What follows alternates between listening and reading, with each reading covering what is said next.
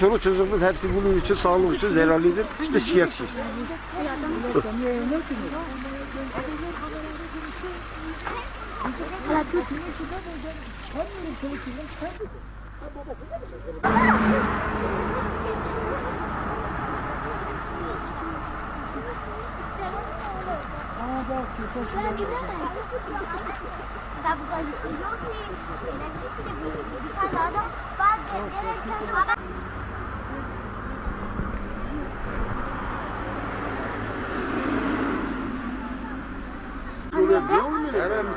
Her sen TV yazmak konuşayım, her sen TV yazmak milletvekili tebliğ hırsızlığını çıkartıp oturuyor.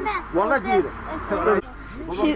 İşte gördüğünüz gibi her yer pislik içinde ve çöplük içinde doğal bir yaşam alanı istiyoruz. Evet, temiz bir sağlıklı bir alan istiyoruz. Faruk Işık da özellikle dinlesin. Benim ismim de Fesih Sürmez. Muş Güzeltepe köyündeyim. Ben şu anda Bağla köyünden. Faruk Işık burayı görsün utansın. Ankara'da oturacağına ihale hırsızlığı yapana kadar burayı görsün utansın. Tamam mı? İktidardır. Bunu da Sayın Başbakanımıza da iletiyorum. Faruk Işık burada utansın. Devlet su işlerinde biz dilekçe verdik. Herhangi bize bir bilgi gelmedi. Herhangi hiçbir temizlik yapmadılar. Devlet su işleri bizim dilekçemizi reddetmiştir. Herhangi bu karocuyu gece gündüz 24 saat çalışıyor. Bu hepsi bizim çoluk çocuğumuz için, hepsi sağlık için zararlıdır.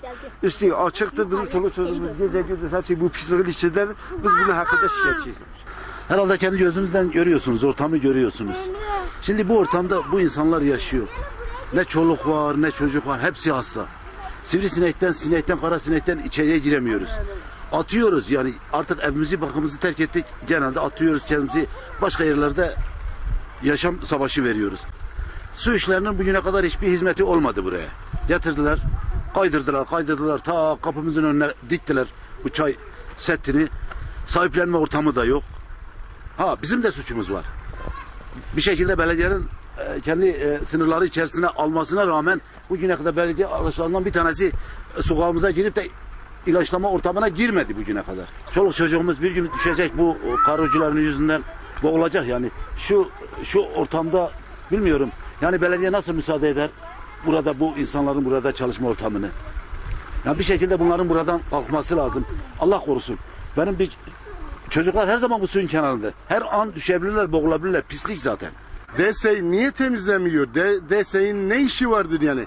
Milletvekillerinin arkasına tökülüyorlar. Ta gidiyor en zengin adamlar kimse zenginlerin peşine düşüyorlar. Belediye başkanları, Sayın Dede, burada kanalizasyon patlamış. 50 sefer müracaat yaptık. Körpenin yanında o pisliği biz alıyoruz. Binlerce koku buradan geliyor. Vali eğer bugün ülke amiri amiri de gelsin kontrol etsin. Şahsım olarak değil. Bağlarköy orara, Sütlüce köy orara söylüyorum. Gelsinler kontrol etsinler, bassınlar. Mülki amiri de gelsin. Mülki amiri kimseye gelsin, bassın. DSİ müdürüne 10 sefer müracaat yaptık. Hiç gelmediler ha. Hiç gelmediler. Gelsinler, kendileri görsünler. Nerede burası Sütlüce Bağlarköy ise Sütlüce'den Bağlarköy ise o zaman diyor ki biz gidelim dağ köyü yapalım. Dağ köyü görülmedi o için dağ köye gidiyorlar. Gelsin şehrin içinde çoluk çocuklar hepsi hasta oluyor. Hep kreş sanki girdiyse çatlar bir. Kamera abi konuştu. Bizim kardeşim kapının içinden ben çıkamıyorum çoluk çocuğum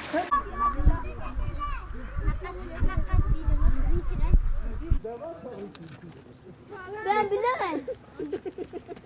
Bir senedir buraya işte gidelim.